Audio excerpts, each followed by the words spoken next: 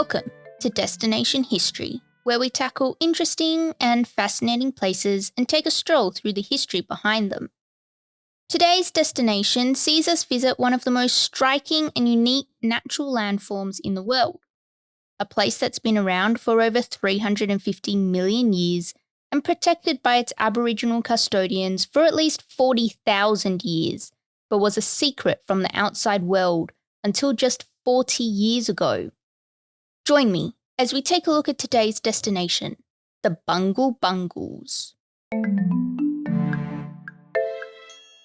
Just a quick note before we start, for those destination historians of Aboriginal descent, that names of deceased persons may be mentioned in this episode. Going by either the Bungle Bungle range or the Bungle Bungles, you'll find the place in Burrunulu National Park, and it's considered one of Australia's most famous natural landforms. You'll find them in the northern corner of Western Australia within the Kimberley region. The Bungles themselves are just left of the border with the Northern Territory and a good 150 kilometres northeast of Halls Creek. But don't be thinking it's a day trip from anywhere really. Burrunulu National Park is about 240,000 hectares, which is equivalent to 3 Englands, so a sizable piece of land. The Bungle Bungle range is made up of about 100 sandstone dome towers. The rocks are naturally striped with distinct horizontal layers of orange and dark grey or black. The maze of rocks is often likened to giant beehives and has become a much-loved attraction for tourists and nature lovers. The Bungle Bungles are representative of a dramatic natural landscape, with the sculpted rocks rising 250 metres above the semi-arid grasslands that make up practically the entire region. From above, which is the best way to see the range, the domes look like the turrets of ancient castles or even miniature pyramids. If you want to get an idea of what the Bungle Bungles look like without travelling all the way to the middle of nowhere, then Google Earth is probably your best bet. They have some great imagery that allows you to zoom decently far into the site, and you can get a pretty good feel for the remote geography of the national park. Google Earth is based on satellite images, and if you have a play around with the camera, you can get a good feel for the remoteness of the whole location as well as the topography of the rock formations. I've added a link in the show notes for those destination historians interested in having a click around. And if you want even more images, then the Atlantic newspaper is where you want to be. They have a pretty awesome collection of photos of the national park, with a range of aerial photography and photos taken by those who went on foot. You can even see images of canyons, gullies, chasms, and the odd gorge or two. Check out the link in the show notes to see for yourself. And don't forget that we have a collection of images on the Destination History website, along with other resources for each and every episode. In 2003, Burrunulu National Park was given World Heritage status. Sites that are nominated for World Heritage listing are inscribed on the list only after they have been carefully assessed as representing the best examples of the world's cultural and/or natural heritage. Australia currently has 20 locations on the World Heritage list. Not a bad effort if I do say so myself. The national park was added because it was considered to be an area of incredible natural beauty with outstanding geological value. Part of the reason for the World Heritage listing was to protect the vast range of unique flora and fauna that is native to the area. But as we already know, the main attraction of the site are the geological formations of the Bungle Bungles. Here's what UNESCO has to say about the formation of the Bungle Bungles. The Bungle Bungle range is renowned for its striking banded domes. They are made of sandstone deposited around 360 million years ago. Erosion by creek, rivers, and weathering in the past 20 million years has carved out these domes, along with spectacular chasms and gorges, creating a surreal landscape. The dome's striking orange and grey bands are caused by the presence of cyanobacteria, which grows on layers of sandstone where moisture accumulates. The orange bands are oxidized iron compounds that have dried out too quickly for the cyanobacteria to grow. So it seems that quite a unique landscape would have been needed for the Bungle Bungles to form in the first place. Well, unique landscapes is something we're not short of down here in Australia. UNESCO also reckons that the dramatically sculptured structures, unrivaled in their scale, extent, grandeur, and diversity of form anywhere in the world, undergo remarkable daily and seasonal variation in appearance, including striking colour transition following rain and with the positioning of the sun. The soaring cliffs up to 250 metres high are cut by seasonal waterfalls and pools, creating the major tourist attractions in the park with evocative names such as Echidna Chasm, Piccaninny, and Cathedral Gorges. Some evocative language from UNESCO. But what are the domes made from? When the European geologist Edward Hardman first wandered among the Bungle Bungle range in 1885, he noted this down. The prevailing nature of the rock is that of a yellow or reddish freestone, very soft in places and susceptible to weathering, owing to which the rock masses often assume strange and fantastic forms. The reason the stone is very soft in places is that the Bungle Bungles are composed mainly of sandstone that is soft and fragile. It mostly lacks a natural cement to hold the grains of sand together. Instead, the grains are interlocked. Scientists tell us that the presence of the cyanobacteria in the moist, dark stripes of the rocks help keep the dome towers together. Perhaps that could be a great starting off point for a Destination Science podcast. If anyone's interested, get in touch. So I hear you ask, what is the importance of Purunulu and the Bungle Bungles to Australia's Indigenous peoples? Well, it goes without saying that Aboriginal and Torres Strait Islander peoples are the longest continuing cultures in the world. To Aboriginal and Torres Strait Islander peoples, sacred ties to the country or land of their ancestors and custodianship or traditional ownership of the land is of vital importance.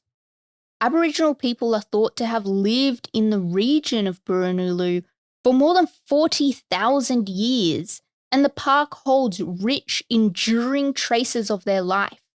The traditional owners are the Jija. The Jija continue to use resources in Purunulu that have sustained the lives of their people for thousands of years, and importantly, today they co-manage the park with the Western Australian government, which we really should see a lot more of throughout the country than we do. Ancient rock art and burial sites can be found across Burunulu National Park, and if you were to visit today, you could see some of the sites with a local Indigenous guide. Archaeological studies of the Bungle Bungle range have recorded over 200 separate sites with rock paintings. There's heaps to look at, like crocodiles, turtles, fish, kangaroos, and emus, as well as human stick and snake-like figures. The predominance of aquatic species as graphic elements in the galleries recorded at the foot of the Bungle Bungle range reinforce the significance of water resources in the lives of the local people. The Jija maintain a strong connection to Burunulu's ancient landscape. There is a continual connection and association from the Dreamtime through to now, which is expressed through stories, songs, art, and visits to country. Now, let's have a very brief chat about the Dreamtime. The Dreamtime, or the dreaming, is a commonly used term that describes important features of Aboriginal spiritual beliefs and existence. Dreamtime is essentially the foundation of Aboriginal religion and culture. The Dreamtime is understood as a beginning that never ended, It is continuous through the past, present, and future. It is the story of events that have happened, how the universe came to be, how humans were created, and how their creator intended for humans to function within the world as they knew it. The land and the people were created by the spirits. The spirits made rivers, streams, waterholes, land, hills, rocks, plants, animals, everything you could possibly imagine. So what do we know about the Dreamtime story of Purunulu and the Bungle Bungles? In 2020, a community group called the Sharing Stories Foundation produced a book called The Frog and the Brolga with the Jija people.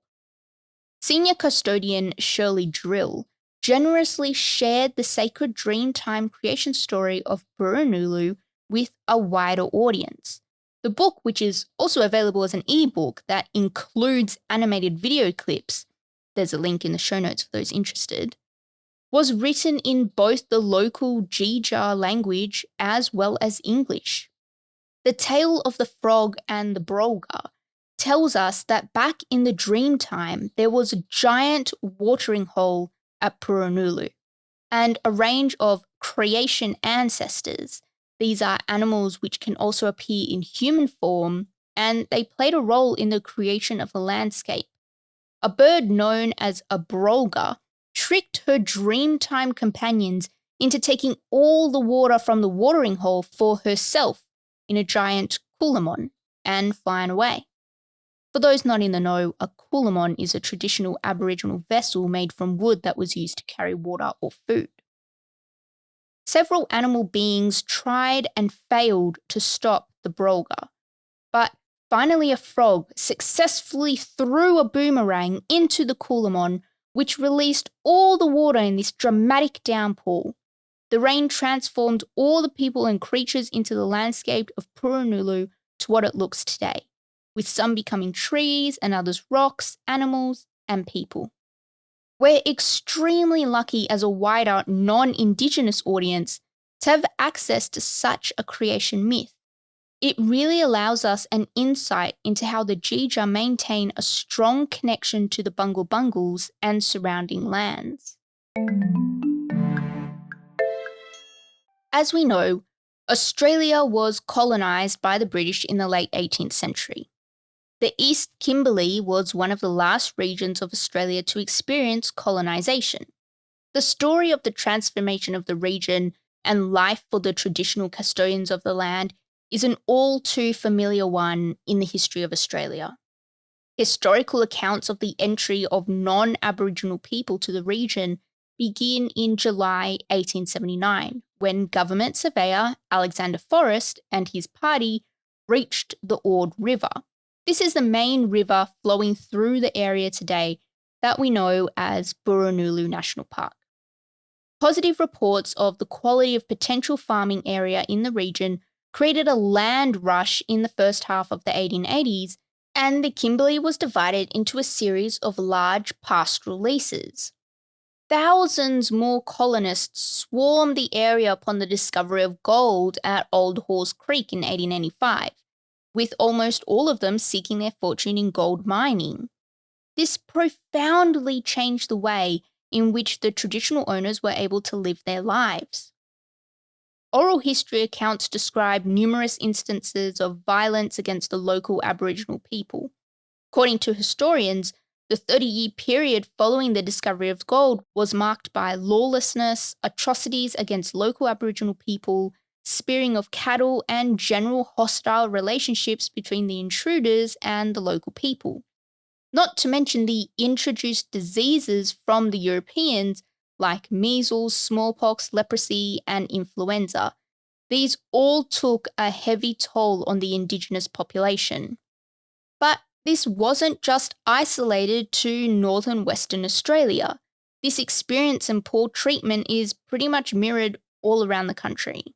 Though there were government measures to reduce the suffering of Aboriginal people in the East Kimberley, government intervention was limited in its success. Traditional owners were taken off their land and their connection to country was broken. Other factors contributed to help communities survive, including the fact that some pastoralists were sympathetic to the needs of Aboriginal people and ran their stations as refuges. However, the majority of Aboriginal people in the East Kimberley did not settle on pastoral stations until the early 1920s, and some people remained in the bush long after that.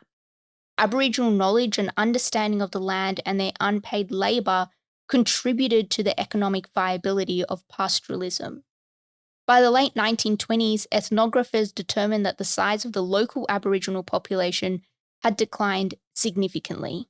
In the 40 years following the 1880s, when non-Aboriginal people first entered the East Kimberley, it was estimated that local Indigenous populations had declined by about 50%. So they had halved. The Aboriginal population had literally halved. In addition to this major loss of human life, the pastoral occupation of traditional lands and the associated heavy stocking of areas around rivers and waterholes and destruction of native plants and animals by the introduced stock and the removal of habitat had a radical impact on the ways local Aboriginal people were able to live their lives. By the 1970s, senior traditional owners approached government authorities to help them return to their country and establish outstations, which are basically camping sites for what remained of the Indigenous population, but on traditional country. This continued throughout the next decade. Then, in 1983, an airborne television crew filming a documentary called Wonders of WA unearthed the spectacular striped rocks we know as the Bungle Bungles. At the time, the Bungle Bungle range was only known to local Indigenous people and some non-Aboriginal stockmen. The documentary sparked significant public and tourist interest and resulted in calls to open the area to tourism. By 1987, the area was declared a national park, and 15 years later, it was inscribed on the UNESCO list for its outstanding universal natural heritage values. Today, Burrunulu National Park World Heritage Property is public land with secure legal protection and is managed on a day-to-day basis jointly by the Western Australian Government via the Department of Environment and Conservation and the Jija and Jaru peoples as traditional owners. So, while the connection between traditional owners and their country has been maintained under the impact of irreversible change, inscription on the World Heritage List has ensured that this outstanding example of traditional land use is maintained for future generations of traditional owners and all humanity. Bungle Bungle is an interesting name for a landform, and while we're unopposed to double names here in Australia, I'm looking at you, Wagga Wagga, it's important to understand the history behind the naming of some of our attractions. Interestingly, Bungle Bungle grass is common in the East Kimberley, named because it grows in a clump or a bundle. Now, how Bungle Bungle became Bungle Bungle is open to speculation, but according to an ABC, the Australian one, investigation, the European Australian name for the grass may have been borrowed by local Aboriginal people and changed to Bungle Bungle. Then, European Australians borrowed the changed name back again, naming a pastoral lease Bungle Bungle Station in the 1940s. And eventually, this was extended to the range of natural landforms nearby, giving us the Bungle Bungle Range. So now that you're a pro on the history of the area, I bet you're rearing to get over there yourself and have a good gander. Well, my friend, it's not that easy, and I'm talking in a pre-pandemic era. 20 years ago, about 2,000 people visited the park each year. This has steadily risen since the World Heritage listing, and now an average of over 40,000 people visit each year. As you can imagine, most of the people who visit Burrunulu National Park go to primarily see the Bungle Bungles. Remembering that the northern part of Australia is basically tropical, the Burunulu National Park is open in the dry season only, usually April to November, and rangers live on site during this season.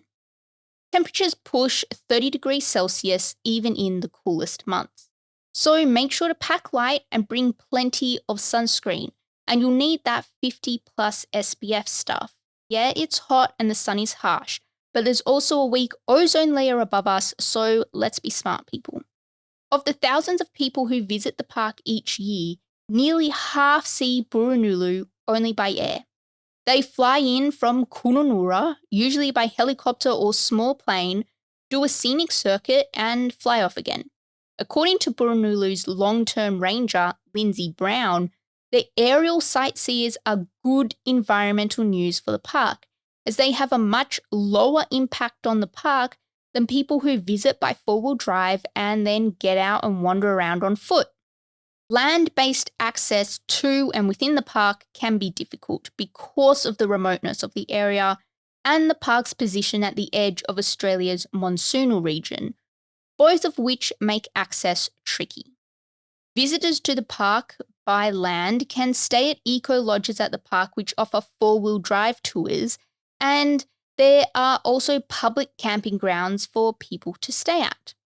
For a brief look at the four main gorges, visitors would need to stay at least one full day, so ideally 2 nights. Visitors are always reminded not to climb at the park, especially the Bungles, because the sandstone is extremely fragile and vulnerable to erosion, and you really don't want to be that tourist who rocked up in a Camry, got bogged, and then started climbing things and destroying natural landmarks. Other tips visitors are often given include singing a song in Cathedral Gorge, where you would be surrounded by ancient red rock carved by water erosion through the ages. The acoustics are so amazing that even members of the Sydney Symphony Orchestra have performed there. Adventurous visitors are encouraged to hike to Echidna Chasm for golden hour when the sun streams in to highlight the striking colour variations within the narrow chasm.